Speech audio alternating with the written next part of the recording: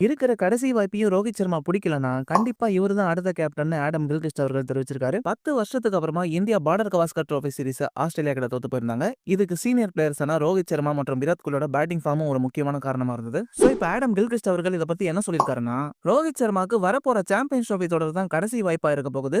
அதுல அவர் நல்லா பெர்ஃபார்ம் பண்ணாருன்னா இங்கிலாந்து டெஸ்ட் சீரிஸ்ல அவரே கேப்டனா தொடர்றதுக்கும் வாய்ப்பு இருக்கு. ஆனா இந்த அருமையான ஆப்பர்ச்சுனிட்டியை ரோஹித் சர்மா பயன்படுத்திக்க தவறிட்டாருன்னா டெஸ்ட் டீமுக்கு அடுத்த கேப்டனா ஜஸ்பிரித் பும்ராவை செலக்ட் பண்ணலாம்.